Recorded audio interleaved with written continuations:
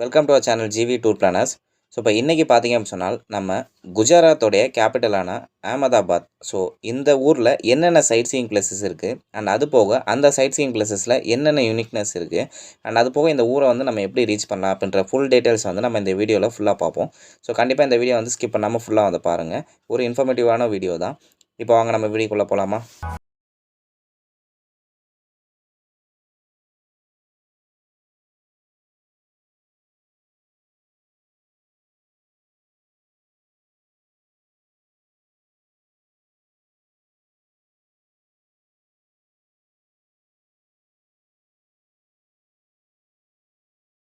So இப்போ first வந்து பார்த்தீங்க அப்படின்னு சொன்னால் சபர்மதி ஆசிரமம். சிம்பிளாக சொல்லப்போனால் இன்னொரு பேர் வந்து காந்தி ஆசிரமம்.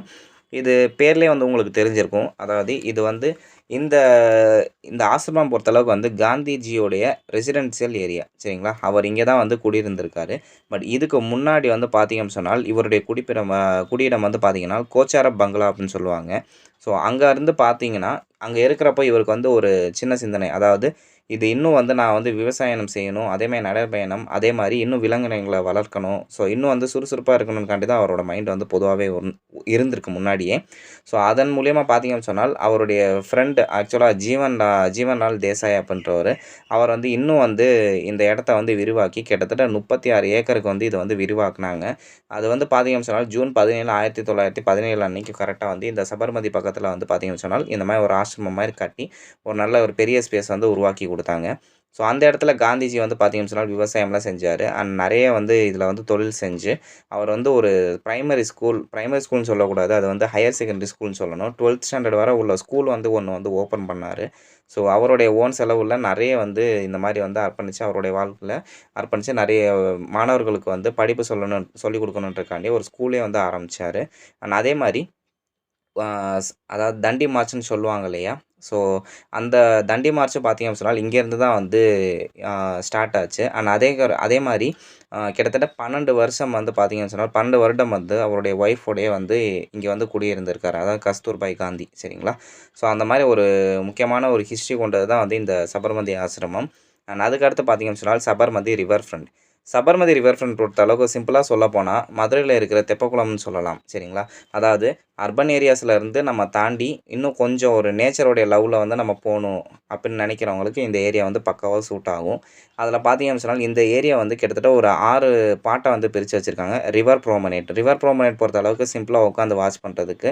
அண்ட் அதுக்கடுத்து பார்த்தீங்கன்னா பயோடைவர்சிட்டி பார்க் ஒன்று இருக்குது. அண்ட் அது போக சில்ட்ரன்ஸ் பார்க் ஒன்று இருக்குது.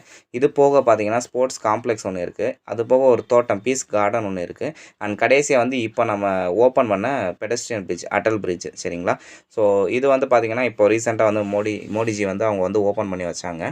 ஸோ இதுதான் வந்து இந்த சபர்மதி ரிவர் ஃப்ரண்ட்டோடைய ஒரு முக்கியமான பாயிண்ட்ஸ். அதுக்கடுத்து பார்த்திங்கன்னா பத்ரா ஃபோர்ட் பொறுத்தளவுக்கு இது ஒரு பெரிய ஃபோர்ட்டு. சிம்பிளாக சொல்லப்போனால் முன்னாடி அகமதாபாத் எப்படி இருந்தது அப்படின்னு சொன்னால் ஒரு பெரிய கோட்டைக்குள்ளே வந்து ஃபுல்லாக வந்து ஊர் அப்படின்ற மாதிரி தான் இருந்தது. ஆனால் அதுக்கப்புறம் நாளடைவில் பார்த்தீங்க அப்படின்னு சொன்னால் இன்னும் அந்த கோட்டையை விட்டு வெளியில் வந்து ரெசிடென்சியல்ஸ் வந்து நிறைய வந்து உருவாக ஆரம்பித்தது.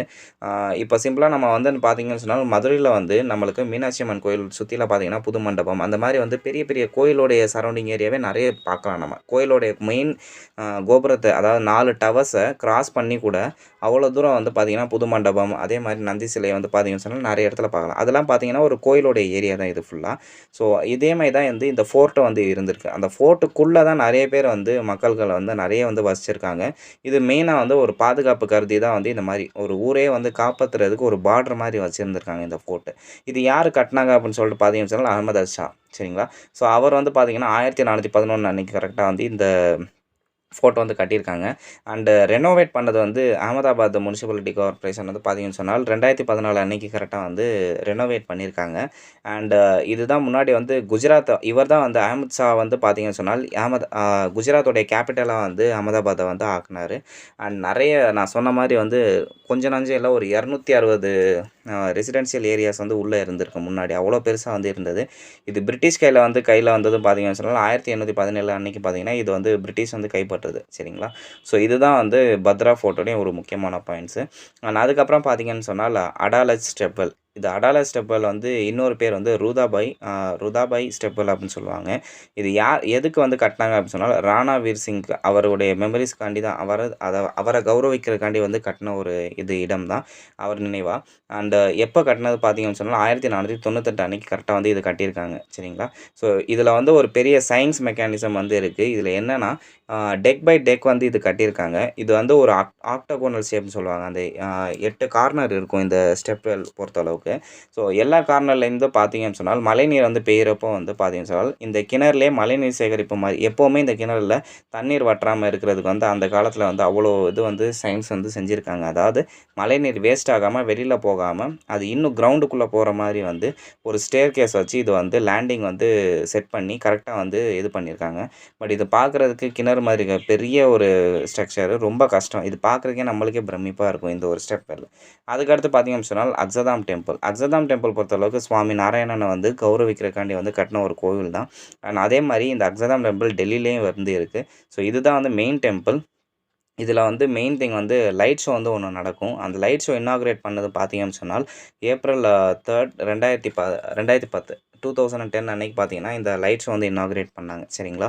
ஸோ இதுதான் மெயின் திங் இந்த அக்ஸதாம் டெம்பிள் பொறுத்தளவுக்கு. மெயினாக வந்து இதில் வந்து மார்பிளோடைய காவிங்ஸ், அதாவது மார்பிளில் அவ்வளோ அழகாக வந்து செதுக்கியிருப்பாங்க உள்ள கோயிலில். ரொம்ப அதாவது கொஞ்சம் நஞ்சம் இல்லை, நிறைய இன்ச் பை இன்ச்சு கூட அவ்வளோ அழகாக டிசைன் பண்ணியிருப்பாங்க இந்த அக்ஸதாம் டெம்பிள். ஸோ இது மெயினாக பார்க்க வேண்டிய ஒன்று. சரிங்களா? ஸோ அதுக்கடுத்து பார்த்தீங்கன்னு சொன்னால் உங்களுக்கு வந்து கமலா நேரு ஜூ பொறுத்தளவுக்கு வந்து இதில் மெயினாக வந்து கன்காரியா லேக் பக்கத்தில் தான் இது வந்து இருக்குது. இது வந்து ஒரு 3 டிவிஷனாக வந்து பிரிஞ்சிருக்கு.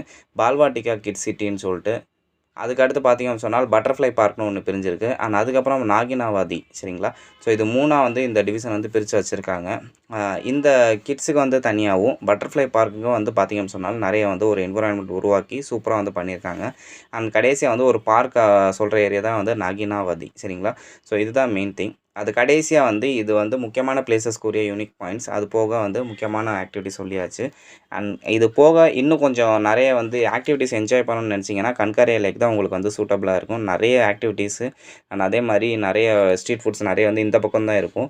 அண்ட் அதுக்கடுத்து பார்த்தீங்கன்னா இஸ்கான் டெம்பிள் அடிஷ்னலாக இருக்குது. கடைசியாக வந்து ஷாப்பிங் பண்ணணுன்னா அது கண்டிப்பாக பக்காவான ஏரியான்னு எடுத்திங்கன்னா மோனிக் ஷாப். இது வந்து டெல்லியில் இருக்கக்கூடிய கரோல்பாக் ஈக்குவலான ஒரு ஏரியா. சொல்லப்போனால் அதை விட பெருசு இது மோனிக் ஷாப் அப்படின்றது. ஸோ இதுதான் ஒரு முக்கியமான பாயிண்ட்ஸ் அகமதாபாத் பொறுத்தளவுக்கு. அண்ட் இதுக்கு அடுத்து நம்ம எப்படி ரீச் ஆகும் அப்படின்றத வந்து நம்ம ஃபுல்லாக வந்து பார்ப்போம். ஸோ இப்போ வாங்க. டிரான்ஸ்போர்ட் பொறுத்தளவுக்கு வந்து பார்த்தீங்கன்னு சொன்னால் உங்களுக்கு இங்கே வந்து இன்னும் அந்தளவுக்கு வந்து டிமாண்ட் இல்லை. ஏன்னா ரயில்வே வந்து பார்த்தீங்கன்னு சொன்னால் உங்களுக்கு சென்னை டு அகமதாபாத்துக்கு நவஜீவன் சூப்பர் ஃபாஸ்ட் எக்ஸ்பிரஸ் இருக்குது. ஸோ அதனால் டெய்லி ரன்னிங் ட்ரெயின் தான். அந்த ட்ரெயினே நீங்கள் யூஸ் பண்ணிக்கலாம். ரிட்டர்ன் வர்றதுக்கும் நீங்கள் அந்த ட்ரெயினே வந்து யூஸ் பண்ணிக்கலாம். அண்ட் அதே மாதிரி நீங்கள் ஆஸ் யூஸ்வல் சொல்கிற மாதிரி தான் நீங்கள் அங்கே போயிட்டீங்கன்னா ஒன்று ஒரு ஷேர் ஆட்டோவோ இல்லை பேட்டரி ஆட்டோவோ பிடிச்சிங்க அப்படின்னு சொன்னால் ஒரு சிட்டி டூர், அதாவது நீங்கள் ஃபுல்லாக பேசிங்கன்னா இதெல்லாம் சொன்னீங்கன்னா அவங்களே ஒரு சிட்டி டூர் மாதிரி பேக்கேஜ் வச்சுருப்பாங்க. ஸோ ஷேரிங் பேசிஸில் அமௌண்ட் போகும். உங்களுக்கு கம்மியாகவும் வந்து பார்த்தீங்கன்னு சொன்னால் இந்த ஊர் வந்து பட்ஜெட்டில் வந்து பார்த்து நீங்கள் முடிக்கலாம். சரிங்களா? ஸோ இந்த வீடியோ கண்டிப்பாக உங்களுக்கு வந்து இன்ஃபர்மேட்டிவாக இருக்கும் அப்படின்னு சொல்லிட்டு நம்புகிறோம். அண்ட் இன்ஃபர்மேட்டிவாக இருந்தால் கண்டிப்பாக லைக் பண்ணுங்கள், ஷேர் பண்ணுங்கள், சப்ஸ்கிரைப் பண்ணுங்கள் friends. Until then bye bye from GV tour planners.